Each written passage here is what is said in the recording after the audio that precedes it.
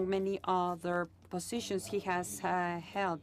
Throughout his professional career that extends beyond 40 years in the public service and the academia, he has published several books and monographies, which include the diffusion of cadastral information, geographic information of the Spanish cadastral information, and exchange information problems and standardization.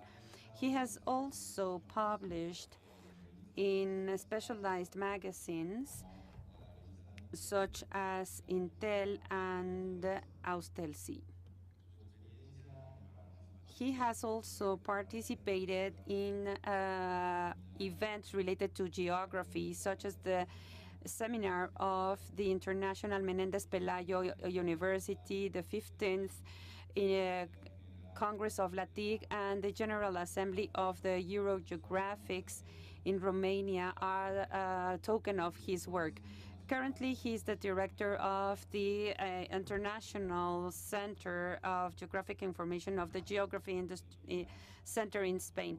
So, Dr. Sebastián Mas Mayoral, now you have the floor.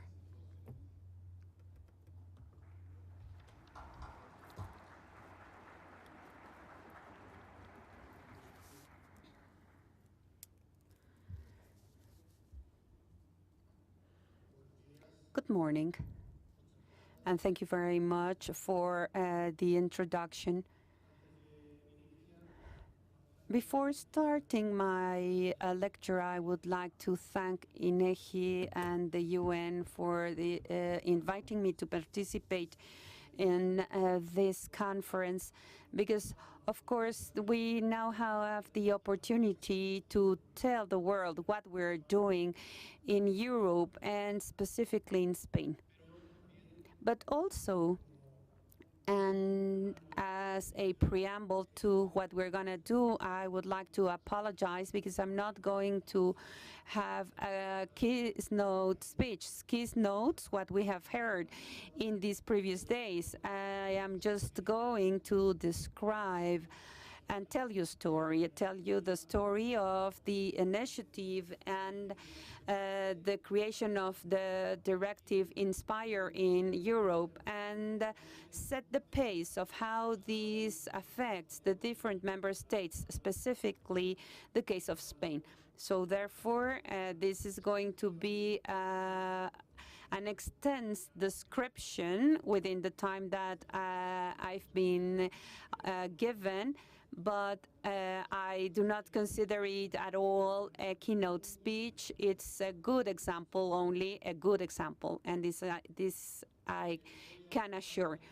I'll try speaking a little bit about access to geospatial information, how this access leads us to infrastructures, how this has taken form in Europe into the Inspire directive, and in Spain we call it LICIGE, and how it is creating the rules throughout and based on this European law. We will finish with some examples of how this is useful, and I coincide with Professor Fraser-Taylor that this can be really very useful for the future. It is already useful, but it may be even more for the future. Just to start with, I would like to tell you that in Europe, access to geographical data, what we call the reuse of the public sector information, is already a law. It's a directive called 2003. It's the PSI, Public Sector Information, and it's now being reviewed, and we will have an update of this directive. And it was developed as it was. It also happens a directive is a law, and the law is never easy to bring it about, and even less in Europe, where we have the board, the council, and the parliament. And after lots of discussion, we were able to get this directive with the purpose of facilitating the private sector's access to information generated by the public sector in order to enable added value and business dynamics. Of course, we're talking about 2003, and it was already forecasting the movement of geographic information. Obviously, every directive is a law in Europe, and it has to be transposed and translated into European members' law. We have 2 years to do it, and if we don't do it, the fine is really impressive. So all the member states did it already. Usually a little bit delayed. Spain did it in Law 37 of 2007. We were very delayed.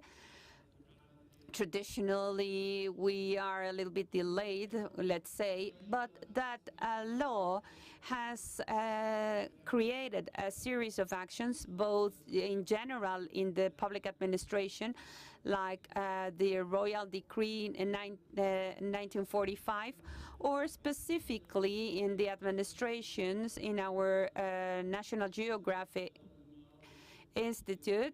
This is an order from the FOM of March 31, which establishes the policy for the dissemination of this geographic information. Besides, recently we've seen in the other sessions collaboration projects that are taking place in Spain, PNOA, CIOSE, etc. They have their own policy agreed amongst the participants, but that policy should go in line with the decree. Just briefly, because this is not the topic of my speech, I want to highlight the main items of this order, and it affects basically all digital information that is generated by the IGN or co-produced thereby, and it states that for non-commercial use it is free. For everything related to access, analysis, online processing, and download through web services, access is free. Only if they want to have a copy outside the web service, which is a personal task, it has some kind of cost. It's called a marginal cost. And of course, we can make a commercial use of this data, and in this case, we have to have some kind of agreement, but this can be done. So there is a clear policy on how we can access this geographic information. In fact, in making just a parenthesis, this is not a policy of the Geographic Institute. This is quite common in Spain. And at present, everything related to open data in Spain, 60% of open data is geographic information. As I told you, the way we do it is through web services. It needs to be automatic through the internet. The Geographic Institute has established a download center. This is the statistics of our download center. It's been in operation for almost 3.5 years, and we say that 600 megabytes have been downloaded, hundreds of thousands of users. So geographic information has demand, has an interest, and is being used. But I think it's more interesting to see the left lower part of the image, because this is not only used in Spain. There are 109 other centers. All these centers, and even the one of the Geographic Institute, are FTP centers, it's not ideal because this requires human intervention. The interoperability needs to be system from system. The systems should talk and not the people. Talking about this, we can see that in Spain at least, and this is one of the trends of the PCI directive, in Spain this is quite pervasive, and someone who needs information in the system from the IGN or the Cadastro or the government of Navarra, they request it or download it. But what's the problem here? The problem is that immediately you require to download it, transform it, assemble it with other information. So you need all these transformations, processes, harmonization, and that's the most difficult word. It's difficult to harmonize the information coming from different sources if all these sources have not previously harmonized their own information. So finally, we require time and money. And this is something we should avoid. The client system must understand the servers immediately without the need of any intermediary transaction, which includes losing time and money, of course. So what's the solution for all this? Using the GIS that are interoperable via the web. They may be directly or integrated into our own GIS. However, this is basically geospace data infrastructure. And the infrastructure as such is a support for social and economic activities.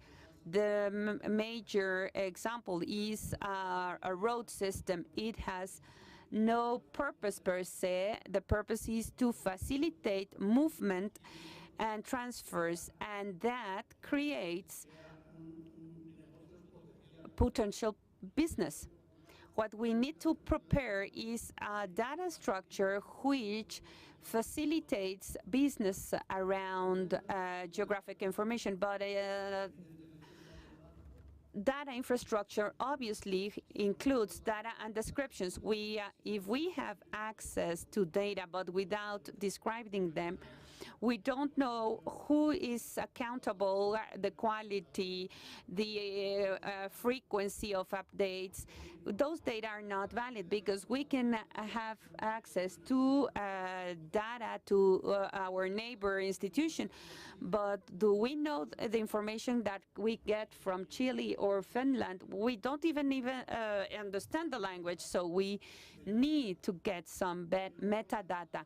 And besides, we also, in Spain, we say that data belong to their parents. Each institution has produced this data to meet their own needs, not with the vision of the user that is in front of them. The vision is fitness for use, adapting the data for its use. It's clear that to be used, it is good, but is it good for the others? So this is something we have to include in the metadata, and we have to make sure that those data, along with the others in the infrastructure, are coherent and harmonic. It's not data by itself, but it's data that are coherent, consistent, and harmonic. Technology is very important. Technology enables us to do that because the progress of technology has supported us. And Dr. Taylor yesterday said technology is not all. It's not the most important in data infrastructure, not at all. It's much more important to have standards, and it's much more even important to have agreements, policies defined, and of course being in agreement to define a policy, legally speaking, we need an agreement and know up to where we can trade off our basic needs and requirements. It is a relationship where we know that it will never be perfect, but if in itself, but it will be perfect for the group and not for the individual. This is where we need to move around, and a geospatial data system is an agreement among data technology standards and policies. If we do it that way, instead of having the image that we saw with all these circles and figures, we'll get here any user, or maybe better said, the system of any user may understand any other system, the IGN, the cadastre, the community of Catalonia, or the municipality of Zaragoza, and they can share and combine information they receive from the different sources. It's transparent. They require a system using the same standards as the others, of course, but the most important thing here is that the group that we are calling here service providers, they are also in the middle and are the ones that establish the added value chain. They are the ones that get directly to the users, and they know what the user needs. The others are just delivering the information that they produce in order to meet our own needs or the general needs. We are basic service providers. On the right in the middle are the ones that will provide user-centered services. And I will show you some examples in a couple of minutes. This was something that was clearly understood by the European Council. The European Council, specifically in environment issues, it is promoting directives and passing directives for the care of the environment, water, noise, whatever. But it could not control if they were soundly executed, because they didn't have any data. In Europe, and I recall since the early 90s or even before, we had we tried to download the information from the member states and put them together in one system, and it was quite an issue. We had to establish this consistency and harmonization. Just think about the fact that even recently we were using different geodesic and reference systems. So all that had to be put into order. The European Commission, specifically the General Directorate of Environment and Eurostat, which is the statistics office, along with the Environmental Agency and the Joint Research Center, which decided to put together a geospace infrastructure. And this is not an easy task, but they were courageous enough to start the project in order to harmonize the GIS sources and use the sources from the member states. We're not going to invent anything new. We're not going to invent the wheel. Because the data needs to be used in their own source, and that's the principle. We go back to Spanish saying, a shoemaker, go and be involved with your shoes, meaning that if you create the data, you have to update them and maintain them in a standardized manner.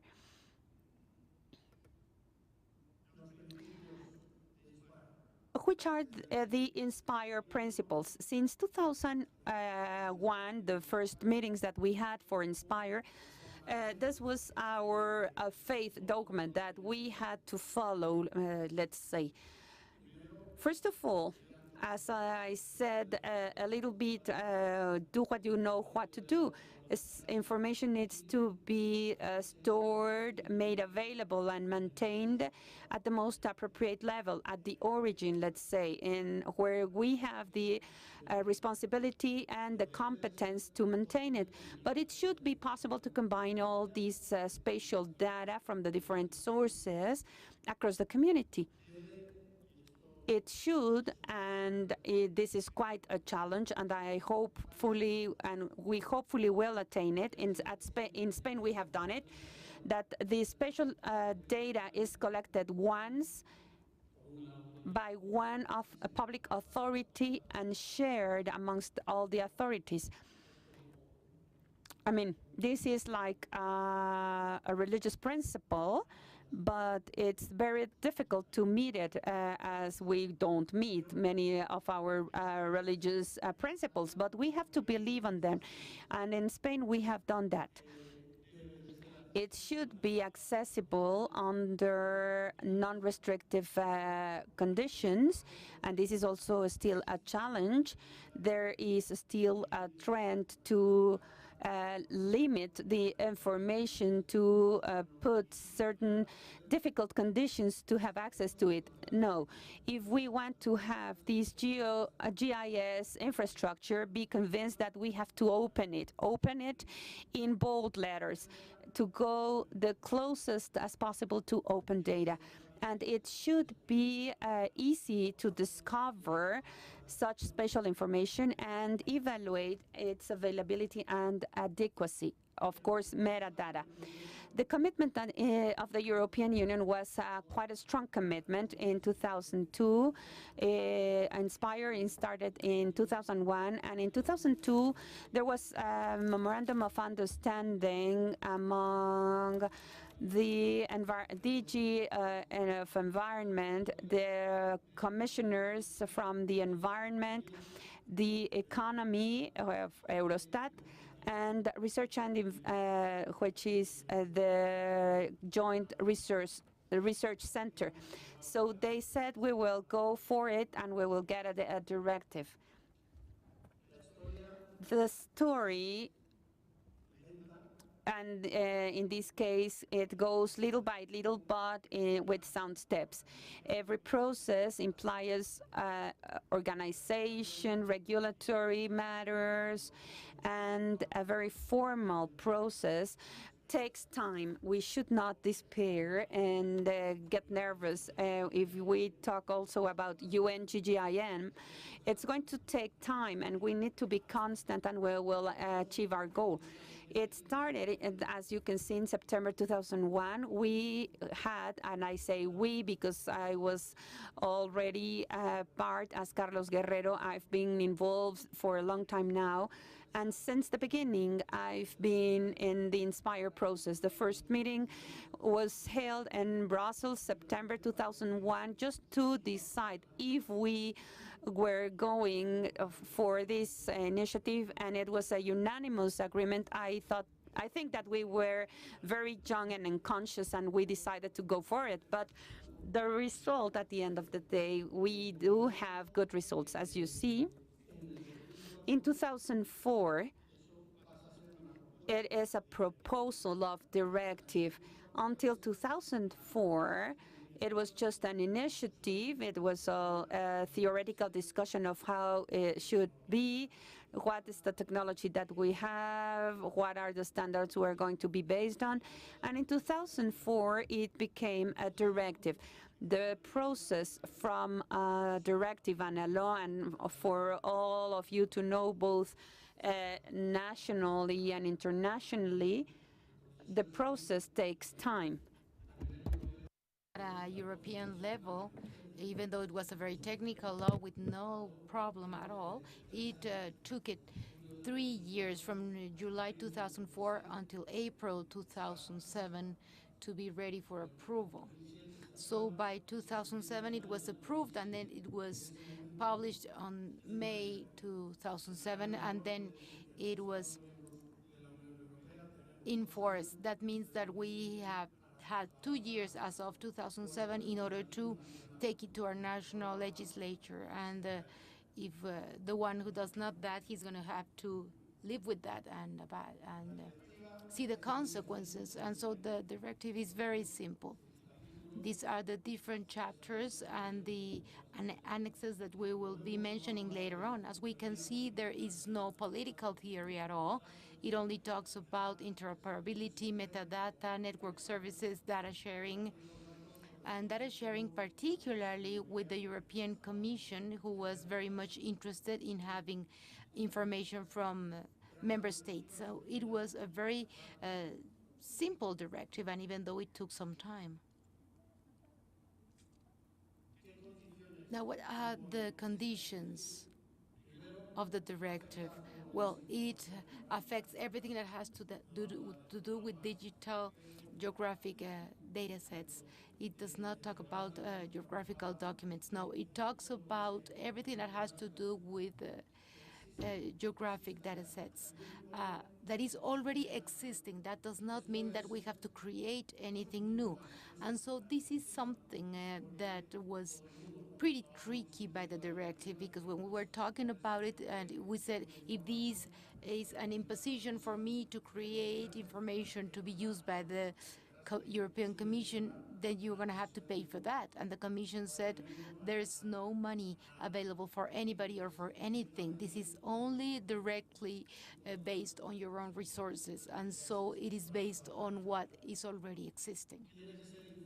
It needs to be official information, or what we call official information that is the responsibility of a public authority. Private companies are not responsible, but of course private companies join the movement. In Mexico, there are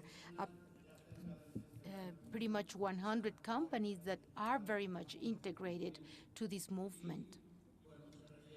And it also refers to the territory of the member states, and it talks about the different systems that I mentioned in the annexes that I'm showing you right now.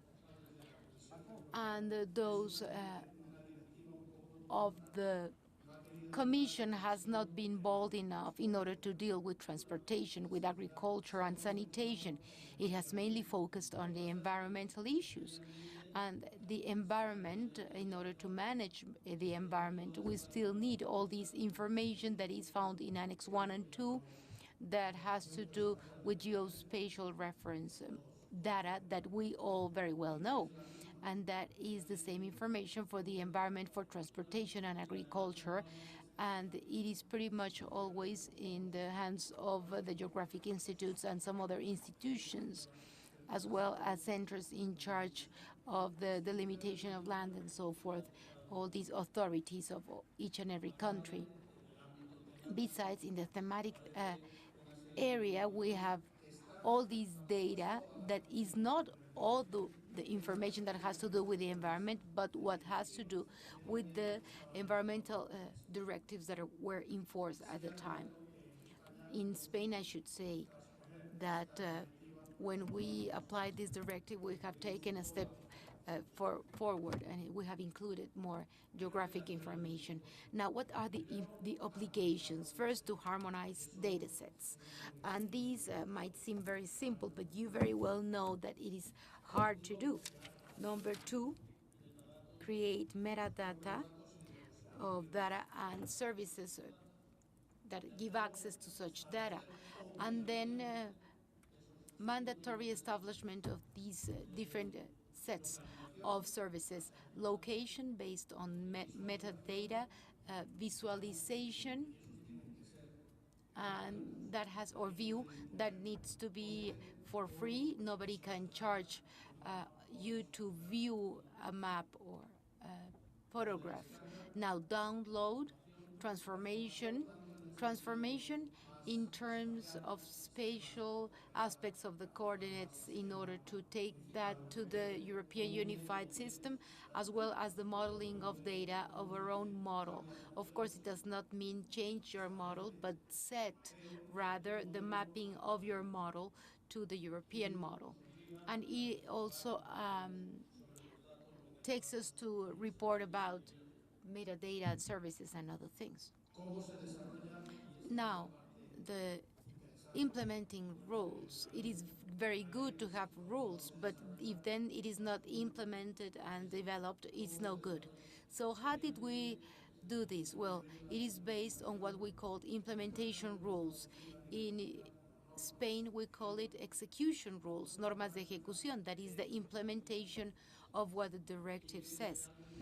And it has led us to ensure interoperability and harmonization among the different data sets and spatial data services. Of course, there is still a process for the definition of these rules of implementation. It is very democratic and formal at the same time, as we will see later on. But we are not inventing or reinventing the wheel. I mean, it's no need to do that.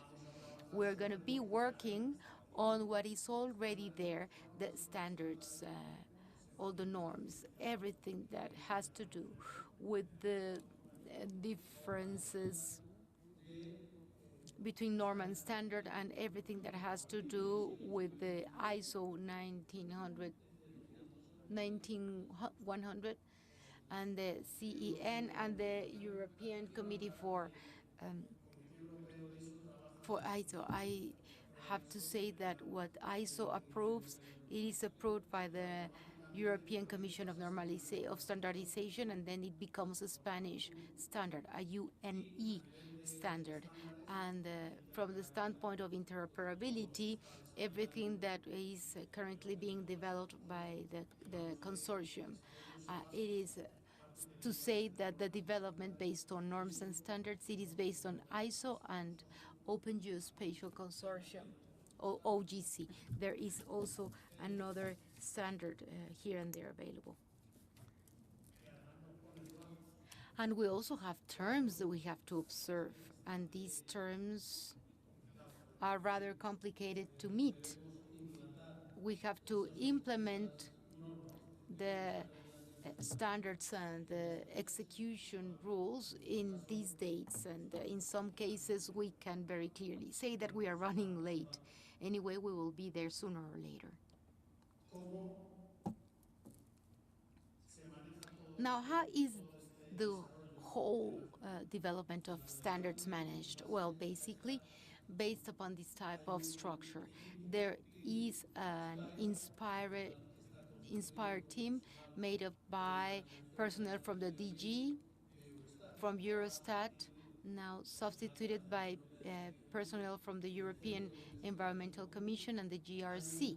Of course, there is an Inspire committee with one representative by each member state, one regular and one alternate member, and we meet from time to time and at least once a year.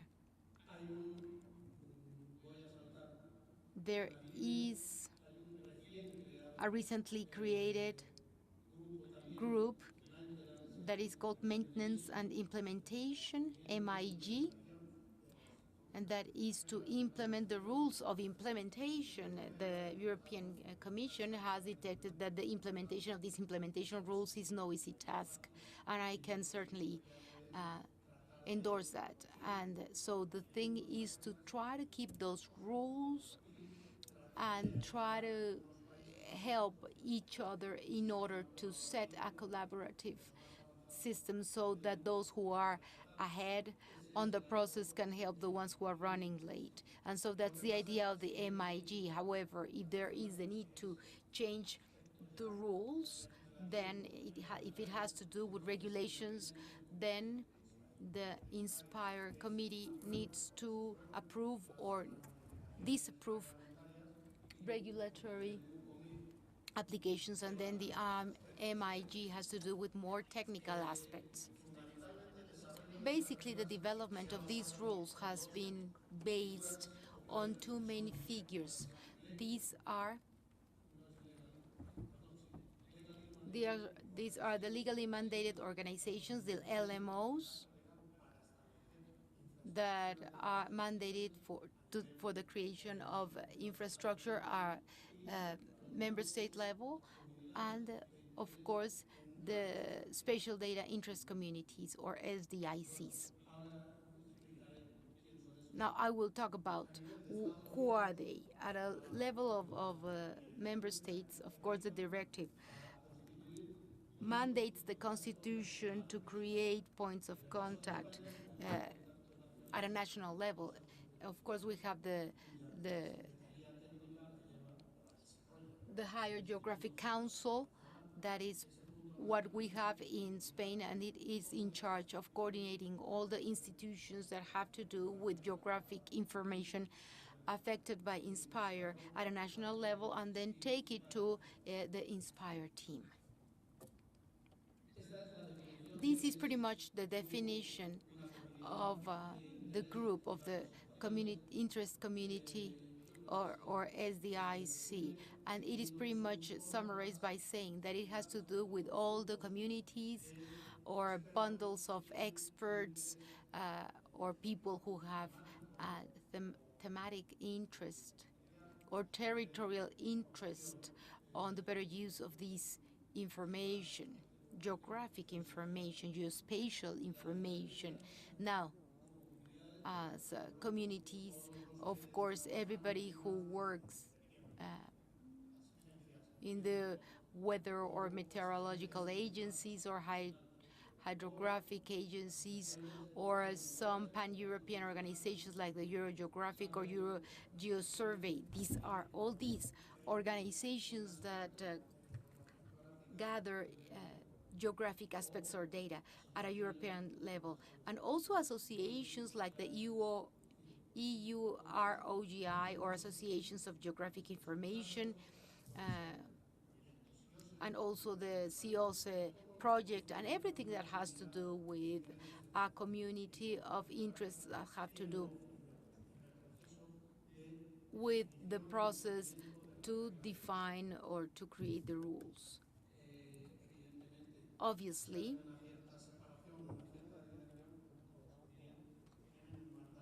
this has to do with the legally mandated organizations, or LMOs, because they are committed to the task. I am sharing with you an example of Spain, of the LMOs and SDICs that we have in Spain so far. You can see that there are some that have to do with territory, like CIGMA and or the ICC in Catalonia, or there are some that have to do with an area like the property information organizations, and so far, of course, and so forth, of course, depending upon the area of interest, and they have a sphere of influence.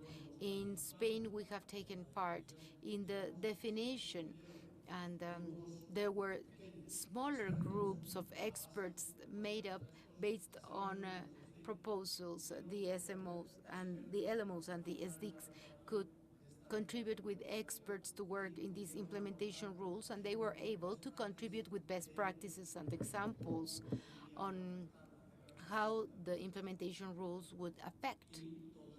And that has been taken into account, and a set of documents has been created. In particular, here we had these three people that I'm showing here, and in specification data of Annex 1, we had these people to the right, and with respect to Annex 2 and 3, we had all these people. So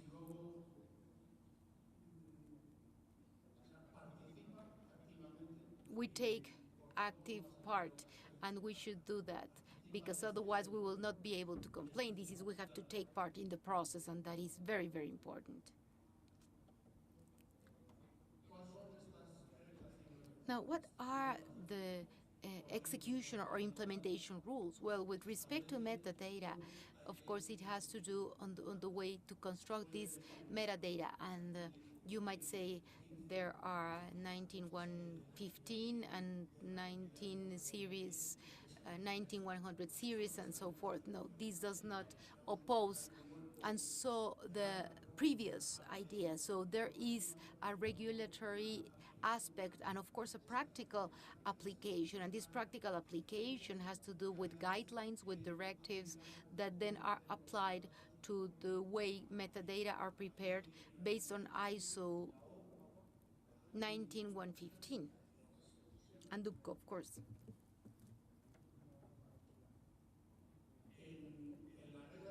And in terms of the rules of implementation, control, and information, in terms of monitoring and reporting, what we have seen is the obligation to have an annual report that is on May 15.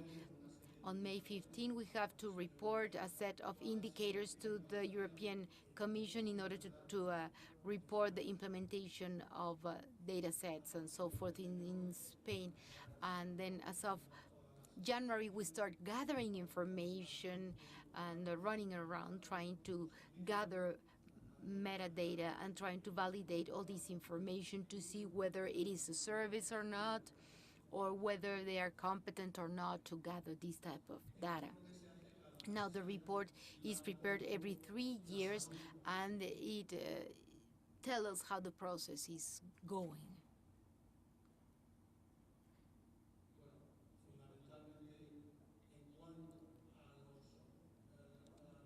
Now, talking about regulation of services, or rather regulation of the gathering of information and services, it is pretty vast, even though it needs to be multi-directional, but at the same time it is unidirectional, because we are all bound before the European Commission, and that's the way the Commission has made sure that we have to give data. There's no way out. And of course, there are a set of conditions that you can see on screen. Now, with respect to the rules of implementation for services, the first one was in 2009, and it had to do with visualization and location information systems, and it set a profile for the UVWS. And as you can tell here, we follow the Geospatial Consortium and a little further. That's okay. That step further has to do mainly with very European characteristics. I mean, Europe is multilinguistic, and in Europe we have, I don't know, 25 or 30 languages, and so sometimes it is hard to come to agreements. Here you have the advantage, and that is that you share the language, but that is the pitfalls of imposing all these conditions. However, we can say that it's worth it. The WMS for catalogs, for metadata. In 2010, then it was for downloading services. And here we see one specific characteristic or feature, it's WFS, in order to see individualized phenomena, and atom services, not FTP. FTP for data infrastructure does not exist, because machines don't understand each other, not now, and so it is something different in terms of access. And there are some quality, of course, capacity, accountability, and performance requirements. Of course, resources have to be invested in order to meet INSPIRE. Now, in terms of the most important battery to move the engine, of course, it has to do with data. It is.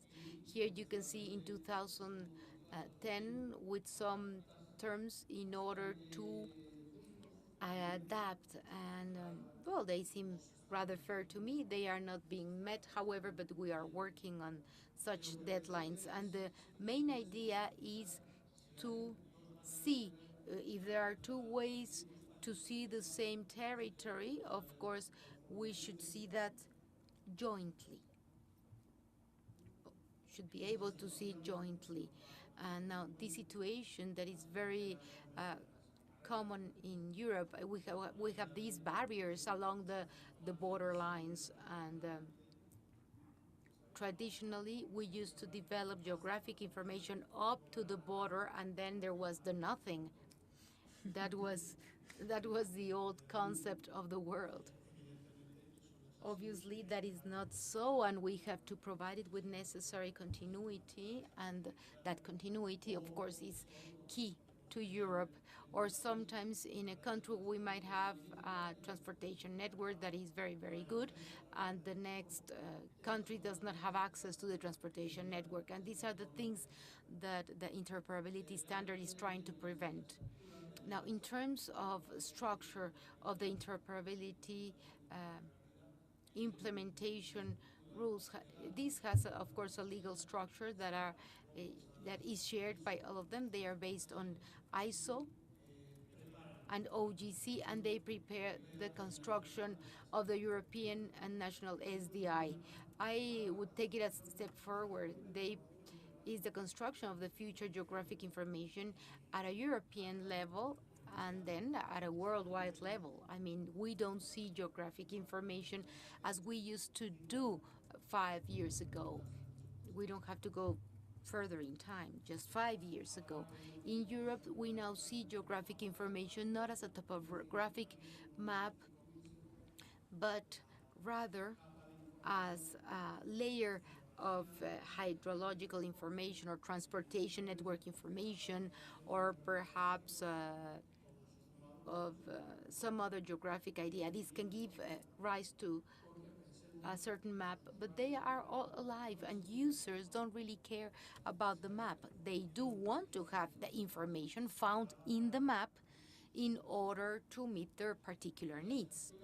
Now, the structure has to do with regulation and specifications, data specifications, and a regulation set that tells us how is it the UML model has to be, and that is based, of course, on ISO standards. And then the annexes go into more detail with respect to the different types of information. They define and they specify the data set for each of the data type. This is only a sample of hydrography, and I'm sharing this with you because we are not talking about easy things. I mean, we are talking about rather complex things, and elevations, for example, this is quite a vast area.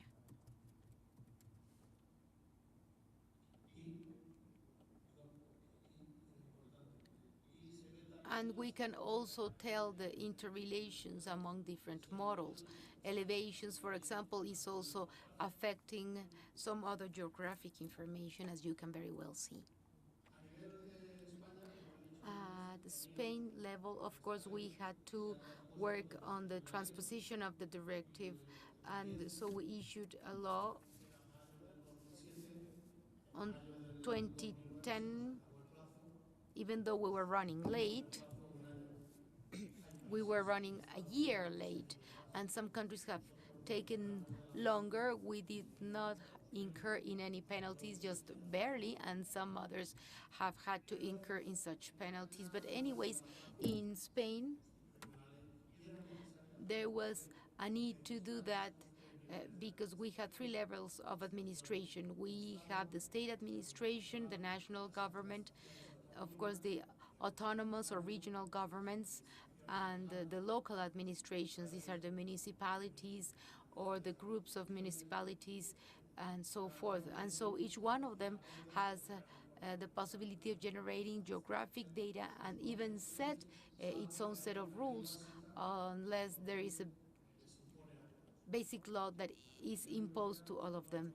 The European Union set the European directive that is mandatory for all the levels of administration of the member states. Therefore, we had to issue a law that in most of its articles is pretty simple, but we know that in Spain it is no easy task at all. I mean, and it can take some years. This was pretty much an easy law, but even though it took us some time, and it was to put in writing what we were already doing, and even though it has to be discussed, of course, we love arguing. We are Latinos. And this law does not only has to do with the translating of the directive, but also cartography and some other sets of information. And it had already been reorganized in order to create the Geographic High Council. And we can very clearly see that it's a collegiate deliberative body in charge of planning and coordination in terms of cartography and GI. And it has an advantage, obviously, that is that we have pretty much all the ministries that have to do with geographic information involved, the ministries or the secretariats, as you call them in Mexico. We have all the different autonomous communities, the 17 regions, and we also have the Federation of Municipalities and Provinces. So the High Council is of all of us, and we all can raise our voice there. As the law said, it assigned the Council this role, that is the role of coordinating the infrastructure of spatial data of Spain, and it also assigned the role to be the point of contact for Inspire. I mean, nobody can speak on behalf of Spain in front of Inspire if it's not the Council. Nobody can do that. And that is based on a collegiate agreement. But obviously, the Council is a large body, not easy to manage. And so what the law did was to create a management board of the geographic information of Spain, and that is the executive board or the managing board, and that is in charge of the development of the data development of data development in Spain, and then it submits to the Council for approval. Likewise, in that management board, we have representation of the different ministries, the regions. We have 5 representatives from the autonomous regions, for example, and so there is a rather good balance among the different sensitivities in terms of data and in terms of territory. This what implies is a large amount of time talking to each other, negotiating, trying to reach agreements. But at the end of the day, if we are reasonable, we can reach the objective, and of course it is important to achieve what is best for everybody, not for each one of us. The rules of implementation have to be approved by the NSDI. However, they have to follow, of course, the Inspire implementation rules. And the implementation rules are approved based on regulations by the European Union, except for one. A regulation is mandatory for all the administrations. We cannot get away from implementing. A decision is mandatory for the government and for the member state. And the only decision there is the one that has to do with control and follow-up of the evolution of the data infrastructure.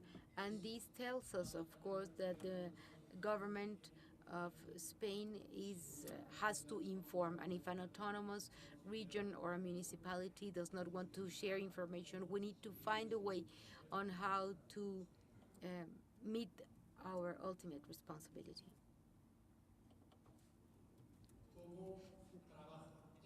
Now, how does the management board work? And how do we take this to the state level, to a state level? Well, evidently, we have to do it by means of agreements. We have to be as democratic as possible. And of course, the system implies the creation of different task groups and, of course, individuals who have been appointed from regional governments or ministries and from all the different entities involved, and of course they should all be represented, but an expert level or those who know the problems with that information. And they have certain specific objectives. One thing is that we have a rule coming for the implementation from the European Commission, and the other thing is how we do it in Spain. The first thing we have to do is how we put together and we make it fit if it's possible to apply it in Spain. And I should tell you that if it is not applicable in Spain, we have to change our statutory framework, being resolutions or some equivalent figures. Up to now, we haven't found that found that problem. The rules are quite flexible. Then the data sets to be published, the data sets to be made accessible to the European Commission. This GIS in Spain admits any data sets, but the image before of Spain before the European Commission should be data guaranteed by certain competent authorities that are responsible for maintaining them. So this is what they have to choose. They have to make sure that there are the metadata created, and especially they have to find a common data model. And I emphasize common, of course, a process model. Common because we have the data model from the implementation rule, but different institutions, for example, the transportation network, may have, they have the competition, the state, the autonomous communities and the municipalities. So each one has their own data model. So we have to look for a model which is common, and we are able to map to that model and adding and integrating to to finally get the image that corresponds to all the country. This has been implemented already in Spain right now. As you can see, all the provinces, almost all the ministries, and more than 800 municipalities or groups of municipalities have nodes or data infrastructures. And there is great interest, and we are publishing the information based on these standards, not really execution standards, but already based on the Inspire model. And we're talking about 2,445 services. It's not only the public administration, but it's everything around.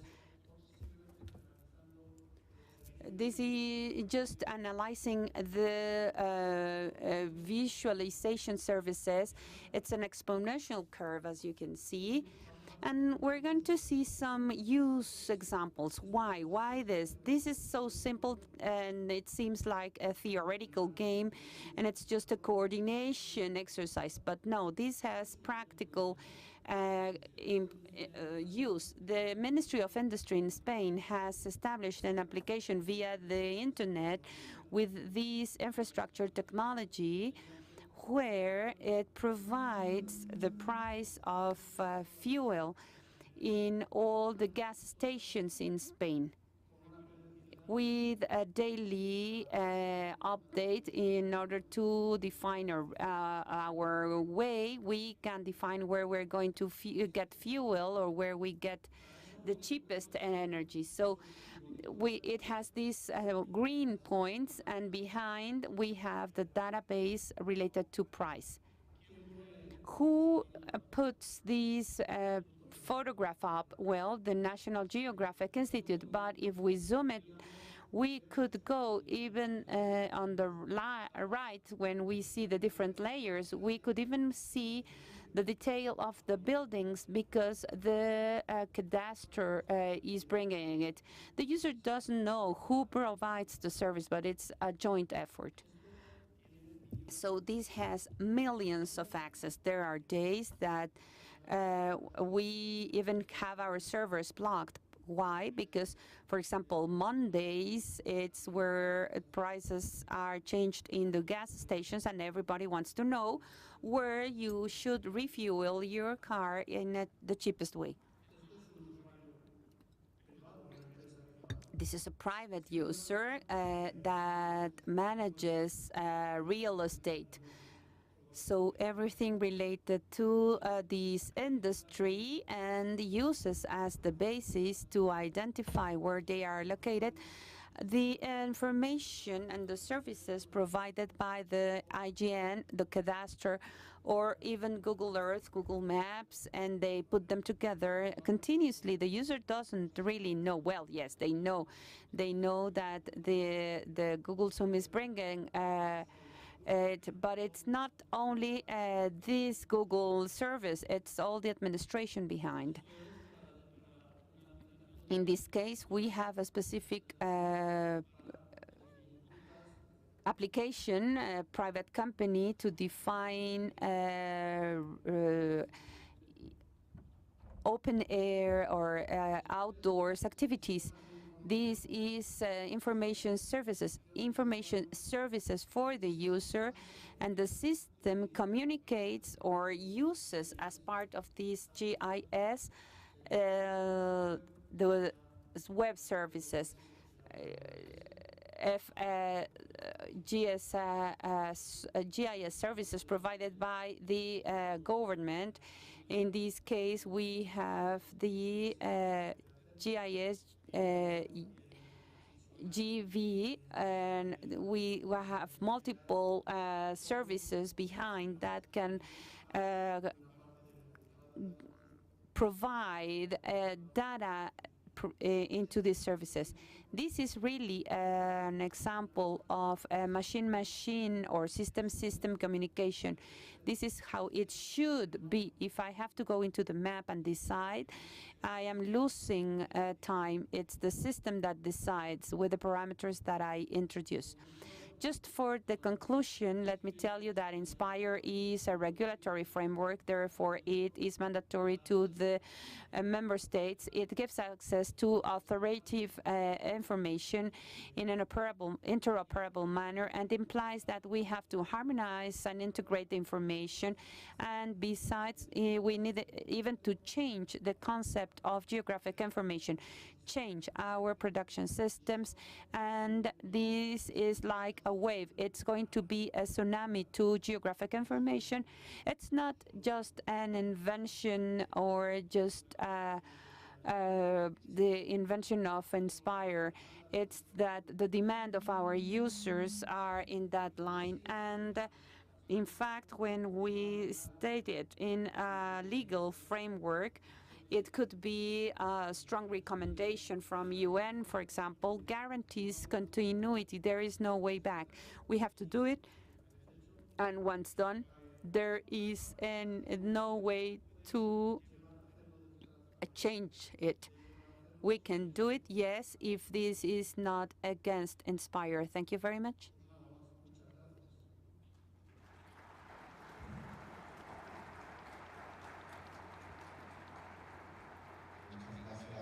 Thank you very much, Sebastián.